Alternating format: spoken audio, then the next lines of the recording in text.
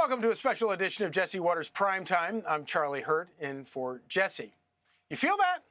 It's a shockwave, and it's shaking the Democrat Party. I want you, my fellow San Franciscans, to be the first to know. I will not be seeking re-election to Congress. With a grateful heart, I look forward to my final year of service as your proud representative. As we go forward, my message to the city I love is this: San Francisco, know your power. We have made history. The Wolf of Washington, Nancy Pelosi, is packing her bags. After 40 years, she's retiring. The Messiah is paying his respects and kissing her goodbye. Nancy's going to need more than Barry's smooches, though. Democrats want to put her on Mount Rushmore. Really just the greatest of all time. I mean, that's really all we can say is she's on the Mount Rushmore of Democratic politicians and legislators. Nancy wanted to put Biden on Mount Rushmore, and then she stabbed him in the back. Biden's bidding Nancy farewell, too, and reminding her he got her something nice. Quote, "I often said Nancy Pelosi was the best Speaker of the House in American history. It's why I awarded her the Presidential Medal of Freedom," he said. Joe's just happy Nancy's gone, but not happier than Trump. I think she's an able woman. I'm glad she's retiring. I think she did the country a great service by retiring. I think she was a tremendous liability for the country. Pelosi was ground zero for Trump derangement syndrome. We all remember Nancy ripping up Trump's State of the Union speech. She impeached him twice. And just last week, Nancy said this: "He's just a vile creature, the worst thing on the face of the earth." But anyway. You think he's the worst thing on the face of the earth? I do, yeah, I do. Why is that? Because he's the President of the United States and he does not honor the Constitution of the United States.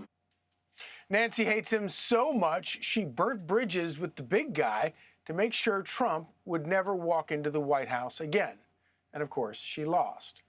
Now Trump's in the White House and Biden hates her guts. Pelosi is leaving office disgraced. She didn't just lose the battle with Trump, she lost the battle inside her own party. Nancy's been holding off a commie revolution since 2018. AOC and the squad came in, and Nancy kept a tight rein on them. When Pelosi was around, everybody fell in line. But when the coup went haywire and Pelosi wasn't paying attention, the commies took over. Now New York City has a communist mayor. I am a democratic socialist. And most damning of all, I refuse to apologize for any of this. And yet, if tonight teaches us anything, it is that convention has held us back. We have bowed at the altar of caution and we have paid a mighty price. Nancy stepping down the day after Kami Mamdani wins New York City is a signal to the whole country that she lost. It's a shot to the whole Democrat establishment. Nancy has always been a buoy marker for her party. She started out on the left wing of her party, and for 40 years later, she's leaving as one of the most conservative Democrats in the party. Nancy didn't change. She's still a San Francisco liberal. What changed was the party. The party of Pelosi is now the party of Mamdani. Just ask Bernie. Do you think Zohran Mamdani is a leader in the Democratic Party now? Well, of course he is. He's going to be the mayor of the city of New York. Who's going to stop him now? Hakeem's in a sombrero, and Schumer? He's walking the plank. Running the re-election. Democratic Party. Leader Schumer, are you running for re-election? Did you vote for Mamdani, sir? AOC's licking her chops right now. Schumer knows he's on the clock. Bernie crashed his presser and just took it over. Am I invited to take the podium?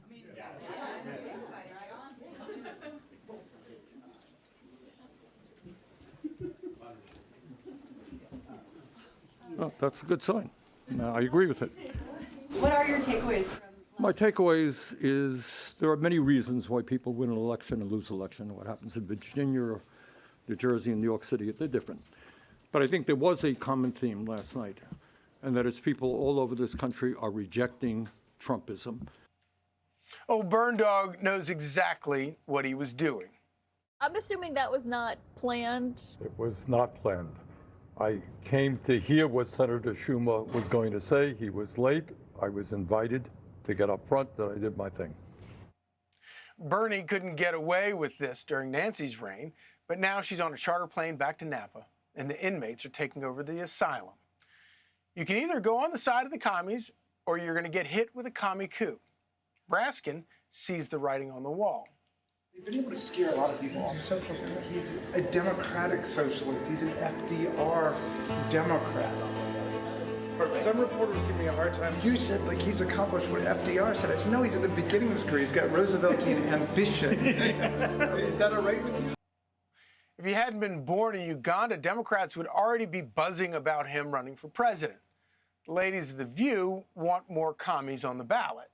That is the roadmap for how Democrats become the opposition party. You meet energy with energy. When they go low, you go lower. Now, there are some holdouts still in the wings.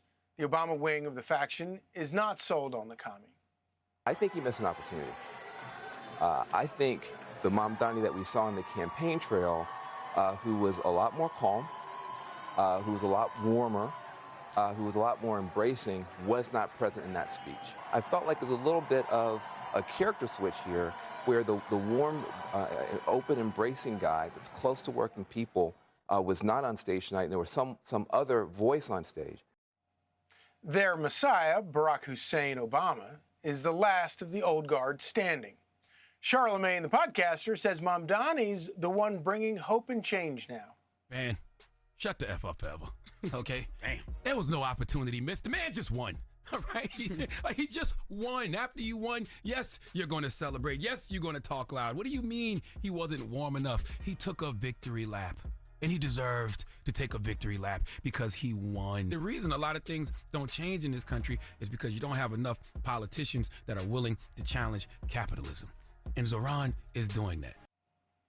Now the commies of the party want Zoran to start taxing the middle class. If you tax the rich to oblivion, what happens when the rich leave the city? Who's to tax then? They won't leave the city.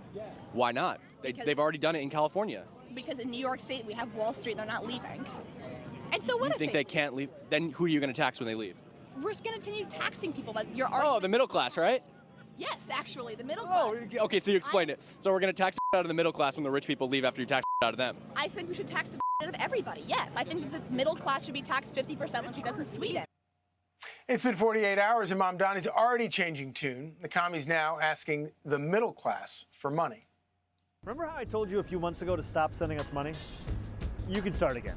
This transition requires staff, research, and an infrastructure that can meet this moment. And it will be made possible by the people who built and believe in this movement. So I hope you'll make a donation at transition2025.com. Now let's get to work. That's not very commie of you, Mr. Mamdani. Democrats voted for him to go against the top 1%, and he's hanging out with the top 1% now. Look at him with baby Soros.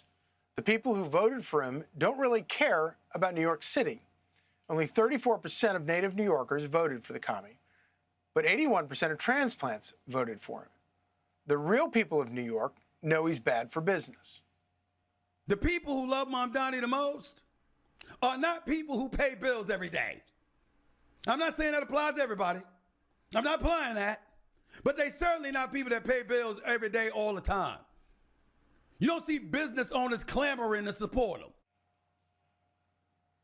Mamdani doesn't have the full backing of the city. Zoran only won half of the vote in New York. Adams and de Blasio shared 66%. With communism, it only gets worse, never better. People were already fleeing the city, and now it looks like Venezuela. I left in 2020. Bill de Blasio chased me out. I couldn't take it anymore. And I want to congratulate the people who voted for Mamdani. And welcome to Caracas on the Hudson. Welcome to Caracas on the Hudson. New York is just the start. If the burn dog gets his way, the whole country is going to look like Caracas. There's no one in the Democrat Party there to stop them now. AOC is already eyeing a 2028 run, and who's going to stop that? Mayor Pete? Kamala Harris? The party's never needed Pelosi more than they need her now. But Nancy's not around anymore. She'll be sitting at Napa Valley Vineyard, sipping wine while her party tears itself apart. Click here to subscribe to the Fox News YouTube page to catch our hottest interviews and most compelling analysis. You won't get it anywhere else.